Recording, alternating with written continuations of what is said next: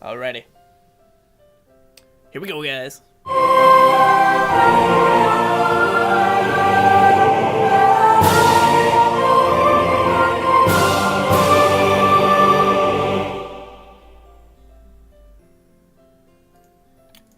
Alrighty. So lately I've been thinking about how I best minister to people. And I've been thinking about it in relation to me going full time with the God Squad. So I've been thinking about how I want to devote more time to you guys, because I'm going to have more time. So I definitely want to give that some of that extra time to you guys, whether it be like just talking to you guys or hanging out or whatever. So as I've been thinking about that, I've kind of started thinking about not so much how I want to devote time to you guys, but how I should devote time to you guys. So let me explain. First, with like an example. So me at my church, I run the PowerPoints some weeks. I do like the PowerPoint slides for the sermon, and then I do like the lyrics on the projector for the music for the worship. And then I'll play videos or whatever needs to be done for as far as the projector is concerned. That's very easy for me to do. Stuff like that comes naturally to me because I'm very technological. It's very easy for me to do that. They showed me two things and I was good to go.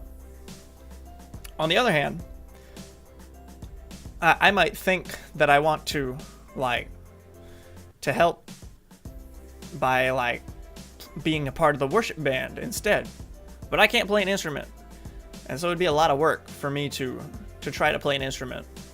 So that's not really the best course of action for me to take. So that was just an example. I know full well that I'm not going to be a part of the worship band because I can't play an instrument. I've always kind of wanted to learn an instrument, but I just haven't done it. Anyway, back to what I was talking about originally. So originally, when I was thinking about going full time, I thought once I was full time and I had more time, I'm saying time a lot. Once I had more time to devote to you guys, I was thinking of setting up one of those things that Susie has, where you can set up a time to talk to them. Of course, I'm not a pastor, but I've come to find that people still don't really mind talking to me. For the most part, which is cool. But to be honest, I'm not sure how good I am at talking to people one-on-one. And that might be weird for some of you to hear, but I really don't think I'm good at it, to be honest, because I've done it sometimes. Somebody's been like, "Hey, can you talk?" I'm like, "Yeah, for sure. Let's talk." And I don't know, maybe I'm just overthinking it, but sometimes I don't feel like I'm helping.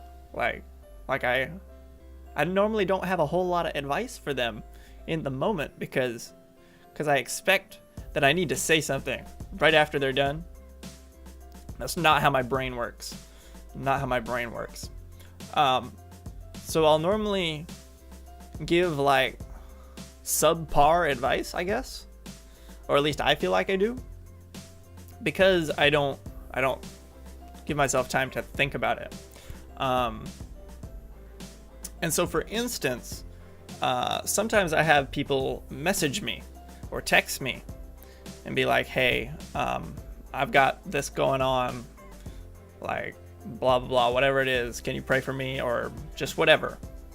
And I find that when it's text, I respond better. I feel like they get more out of it when I have time to compose my thoughts and give them a decent response. And that just kind of ties in with me being a writer more than a speaker. And another reason why the whole one-on-one talking thing I don't think really works well for me is because I'm an introvert. I've talked about this before. even though I seem kind of extroverted, I'm really an introvert. So sometimes I really just don't want to talk to people. Let's just be honest. I don't want to talk to people sometimes.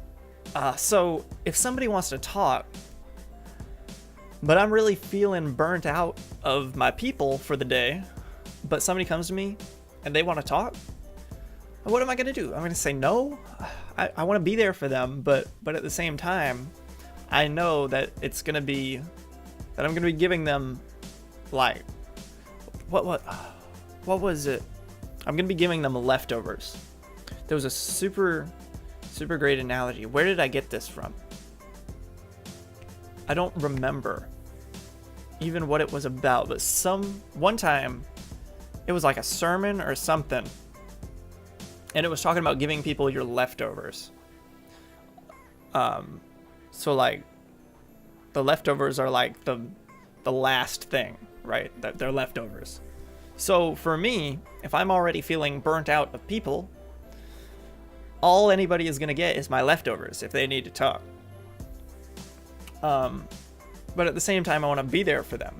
So how do I fix that, I guess?